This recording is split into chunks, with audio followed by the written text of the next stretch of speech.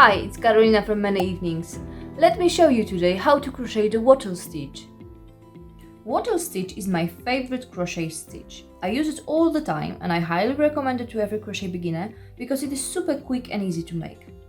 It creates this beautiful texture that is exactly the same on both sides, and it gives you a very nice and dense piece of fabric with a good drape and good stretch. Today I'm using this beautiful hand-painted merino wool together with 9mm crochet hook and 2 stitch markers. So let's start.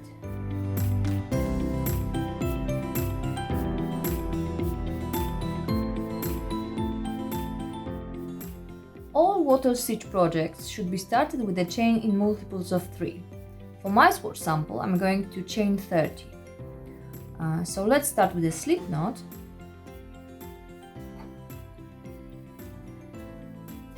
And let's do 30 chains.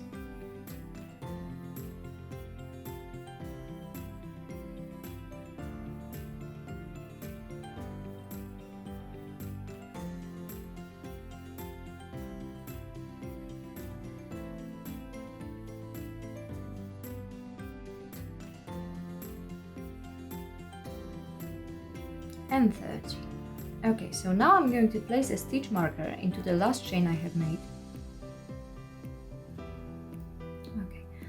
Actually I could do less chains than 30, but to be honest, when it comes to my swatch samples, I like them quite large, so I can actually have a chance to see the pattern and texture that the stitch creates.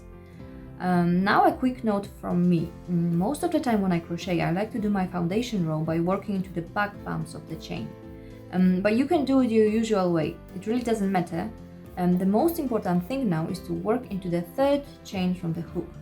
So the first one is marked by the stitch marker, this is the second one and the third one. So let's start by making a single crochet into the third chain. And I'm using US terms today. Okay, so single crochet is done. Right, now chain 1. Okay, and exactly into the same chain, let's work 1 double crochet. Okay.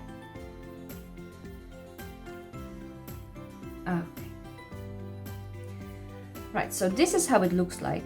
We have a group of single crochet, chain 1 and double crochet that is worked into the third chain from the hook.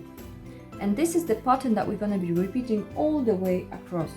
In row 1, we're going to be working those groups in every third chain. And in row 2 and above, we're going to be working into chain 1 space from the row below. But let's carry on for now on. So we're going to skip 2 chains. And into the third one, we're going to make another group. So again, single crochet,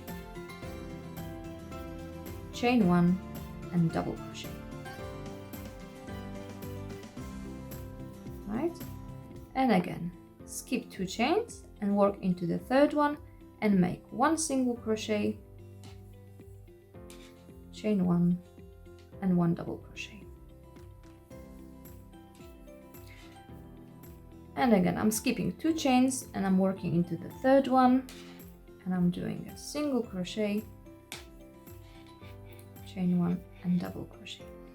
You can pause this video and carry on with the instructions I gave you, and we're gonna meet again when we have 3 chains left. Okay, so we have 3 chains left, and now we're going to skip 2 of them, and into the last one we're gonna make 1 single crochet. Okay, so each row in this stitch pattern should be finished with a single crochet. Try to keep this stitch quite loose because it's going to help us with nice and even edges. Okay, so row 1 is completed. Now we are going to turn our work and chain 1. Okay, right. I'm placing a stitch marker into this turning chain I have just made, and soon I will exactly explain you why. So this is how row 1 looks like, and now it's a time for a quick tip for beginners. It might be actually a good idea to count the number of groups that you have made. So in our case, we started with 30 chains, so we have 9 groups altogether. So that's 1, 2, 3, 4, 5, 6, 7, 8, 9. When you're a beginner, it's actually really easy to miss a stitch. So if you see that there is something wrong going on with your wattle stitch project, the first thing you want to check is that you have exactly the same number of groups. across all your rows. Yep, so let's move to row 2 now. Okay, so row 2 is very similar. The only difference is that groups of single crochet, chain 1 and double crochet will be worked in every chain 1 space from row 1. Alright, so let me exactly show you how to do it. Right, so if you're gonna have a proper look now, you will notice that this is our double crochet, this is a single crochet and chain 1. So obviously the stitches are the other way around because we have turned our work. So we actually want to work in between those two stitches. So insert your hook under the chain 1 and make a single crochet. Right, so chain 1 now and make a double crochet into the same chain 1 space. Okay, so this is the first group of row 2 completed. So now actually you want to move along and look for every chain 1 space and work another group there.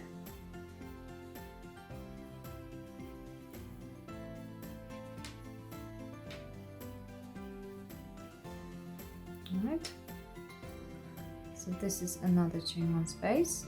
So again, single crochet, chain 1 and double crochet. And again, there's another chain 1 space, single crochet. This is actually the reason why this stitch pattern grows so quickly, because you don't have to look for some particular stitches or loops to work into. You just need to insert your hook under the chain 1, right? So it goes much faster. Chain 1 and double crochet. It might be actually a bit tricky at the beginning to find the chain 1 space. Especially when you're a beginner or if you're using some thin or dark yarn, but it gets much better with the time. Okay, so a few more groups to complete. There's another one. So single crochet, chain 1 and double crochet. This is the bit that you need to remember because you're going to be repeating it all the time. Nearly there.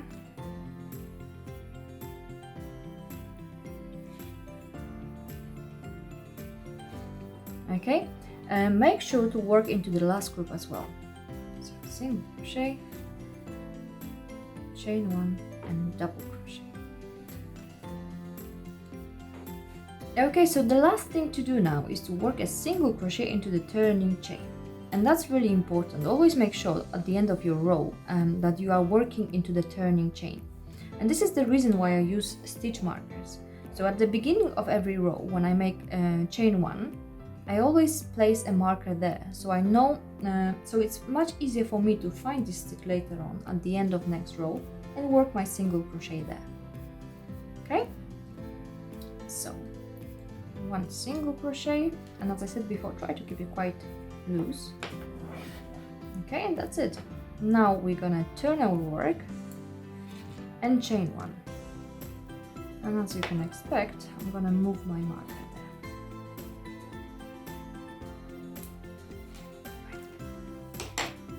So that's row 2 completed.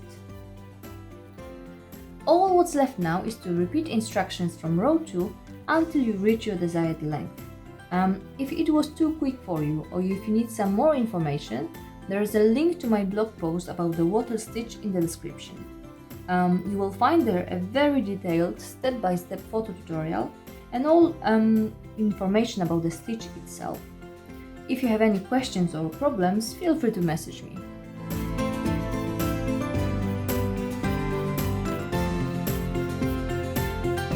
Let me go through the most important information about this stitch one more time.